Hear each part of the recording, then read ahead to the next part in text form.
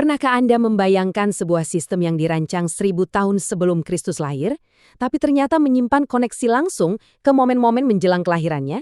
Nah, dalam eksplorasi kita kali ini, saya sangat bersemangat untuk memandu Anda membongkar sebuah topik yang luar biasa, namun sayangnya seringkali terlewatkan. Kita akan membedah institusi keimaman di Israel kuno. Ini bukan sekedar urusan administratif biasa loh, ini adalah refleksi teologis yang sangat mendalam tentang keteraturan kosmis yang dirancang khusus untuk menjaga kesucian bait suci Tuhan. Jadi, mari kita selami bersama. Oke, ini peta perjalanan kita hari ini. Kita akan mulai dari asal-usul rombongan imam di zaman Daud, lalu melihat bukti arkeologisnya dari Qumran. Setelah itu, kita akan masuk ke momen dramatis undian dupa Zakaria, dilanjutkan dengan sebuah peringatan metodologis yang sangat penting terkait kalkulasi tanggal. Dan terakhir, kita akan melihat bagaimana semua ini memuncak pada satu realitas teologis yang sempurna. Bagian pertama, kita mulai dari akar sejarahnya. Pembagian Daud yang dicatat dalam 1 Tawarik 24. Jadi begini situasinya. Setelah tragedi yang menimpa Nadab dan Abihu, garis keturunan Imam Harun itu hanya tersisa melalui 2 orang, Eleazar dan Itamar. Seiring waktu, keturunan mereka meledak jumlahnya. Bayangkan kekacauan logistik yang terjadi kalau ribuan imam rebutan tugas di bait suci. Nah, Raja Daud yang jenius memecahkan masalah ini dengan membagi mereka menjadi 24 rombongan. Proporsinya disesuaikan dengan realitas demografis saat itu, 16 rombongan dari keturunan Eleazar dan 8 dari Itamar. Rasio 2:1, sangat adil kan? Setiap rombongan ini kemudian bertugas bergantian selama 1 minggu penuh. Tapi muncul pertanyaan, siapa yang bertugas duluan? Mereka tidak pakai sistem voting atau penunjukan politis. Mereka menggunakan goral atau undian sakral. Poin yang harus Anda ingat di sini adalah, bagi mereka, undian ini sama sekali bukan permainan peluang atau kebetulan. Sama sekali bukan. Ini adalah bentuk penundukan teologis mutlak kepada kedaulatan Tuhan. Dengan goral, Daud memastikan tidak ada kecemburuan antar keluarga. Mereka percaya sepenuhnya bahwa hasil undian itu adalah manifestasi langsung dari kehendak ilahi untuk mengatur umatnya. Kita lanjut ke bagian kedua, bukti arkeologis Qumran dan naskah Mishmarut Laut Mati. Anda mungkin bertanya, apakah sistem kuno ini benar-benar berjalan dalam sejarah? Jawabannya, ya. Naskah dari Laut Mati membuktikannya. Tapi, naskah ini juga mengungkap sebuah drama yang cukup menegangkan. Sebuah skisma teologis besar terkait kalender.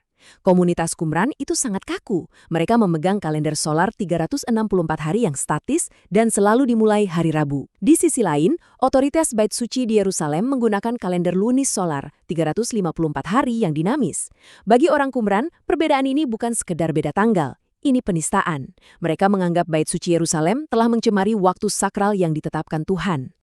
Sekarang, mari kita melompat ke abad pertama di bagian ketiga, undian dupa Zakaria dalam Injil Lukas pasal 1.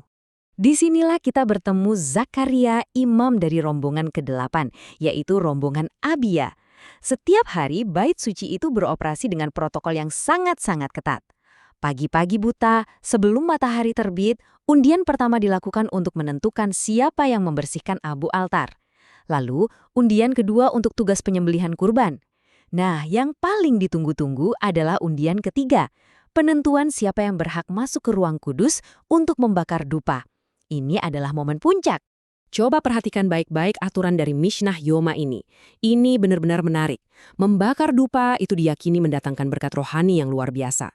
Jadi, untuk memastikan keadilan bagi ribuan imam, ada satu aturan ketat. Kalau Anda sudah pernah membakar dupa sekali saja, Anda didiskualifikasi seumur hidup. Ini yang disebut teologi kelangkaan. Kebanyakan imam bisa saja menghabiskan seluruh hidup mereka mengabdi di bait suci tanpa pernah sekalipun memenangkan undian yang satu ini. Dan justru karena itulah, momen dalam Lukas 1 menjadi sangat sakral. Saat undian hari itu jatuh pada Zakaria, itu adalah hak istimewa sekali seumur hidup baginya. Bayangkan, dia melangkah masuk, sendirian di ruang kudus yang remang-remang, berdiri di depan altar emas. Di luar, ribuan umat menahan napas sambil berdoa. Dan di dalam, sistem kuno yang dirancang Daud 1000 tahun sebelumnya secara sempurna memposisikan Zakaria untuk sebuah pertemuan ilahi. Malaikat Tuhan menampakkan diri membawa janji bahwa anaknya Yohanes akan segera lahir. Nah, masuk ke bagian keempat, bahaya spekulasi penanggalan dan peringatan metodologis. Ini sangat penting. Cerita Zakaria ini sangat indah, tapi sayangnya sering dibajak oleh teori-teori penanggalan modern. Sejak tahun 1583, banyak orang mencoba menghitung mundur dari hancurnya bait suci, melacak siklus rombongan Abia, lalu mengklaim bisa menentukan tanggal pasti kelahiran Yesus. Kedengarannya rapi dan matematis, bukan? Pertanyaannya, bisakah kita benar-benar melakukan itu? Jawabannya tegas, tidak. Sejarah membuktikan bahwa kalkulasi itu murni spekulatif. Teori itu berasumsi roda rombongan berputar tanpa henti selama 1000 tahun. Padahal, realitas geopolitiknya kacau balau. Pembuangan ke Babel tahun 586 sebelum Masehi menghentikan sistem ini sepenuhnya. Waktu umat kembali, sistemnya harus dibangun ulang dari sisa imam yang ada, belum lagi gangguan dari masa Makabe dan penjajahan Romawi. Sistem ini terputus berkali-kali, tidak berkesinambungan seperti jam tangan Swiss. Jadi setidaknya ada 3 kelemahan fatal di sini. Pertama, sejarah yang terputus-putus tadi. Kedua, pergeseran kalender lunisolar Yahudi yang sangat dinamis membuat konversi ke kalender modern menjadi mustahil dan murni spekulasi. Dan ketiga, masalah teksnya sendiri. Lukas menggunakan frasa Yunani meta de tautas tas hemeras yang sekedar berarti beberapa waktu kemudian. Lukas tidak sedang memberikan koordinat waktu atau teka-teki tanggal kelahiran untuk kita pecahkan. Ia menulis ini untuk menegaskan satu hal, intervensi Tuhan dalam sejarah. Menghitung tanggal pasti dari jadwal imam ini sama sekali tidak valid secara akademis. Mari kita melangkah ke bagian kelima sekaligus puncak dari eksplorasi kita, tipologi keimaman sempurna Kristus. Di sini narasi Alkitab bertransisi dengan luar biasa. Dari keimaman Harun yang berputar-putar, repetitif, dan sementara menuju keimaman surgawi yang kekal. Penulis kitab Ibrani membawa kita kembali ke figur misterius dari masa lalu, Melkisedek. Jauh sebelum suku Lewi atau Harun ada, Melkisedek, sang Raja Salem dan Imam Tuhan, telah memberkati Abraham. Keimaman Melkisedek ini mendahului dan pada akhirnya melampaui seluruh sistem Lewi. Mozaik kuno ini menggambarkan argumen cemerlang dari Ibrani pasal 7. Yesus Kristus tidak lahir dari suku Lewi, tetapi ia dinobatkan sebagai imam besar selamanya menurut peraturan Melkisedek. Di dalam Kristus, 2 peran besar menyatu secara sempurna. Ia adalah Raja kebenaran, sekaligus imam yang mempersembahkan kurban tertinggi. Keimamannya tidak digilir karena kematian, tapi ditegakkan selamanya oleh kuasa hidup yang tak dapat binasa. Untuk menjelaskan ini, Ibrani 10 menggunakan 2 kata Yunani yang sangat kontras. Skia, dan Eikon. Sistem 24 rombongan, kemegahan mezbah emas, undian dupa, semua itu luar biasa. Tapi itu hanyalah skia, sekedar bayangan. Bayangan itu punya bentuk, tapi tidak punya kuasa menyelamatkan.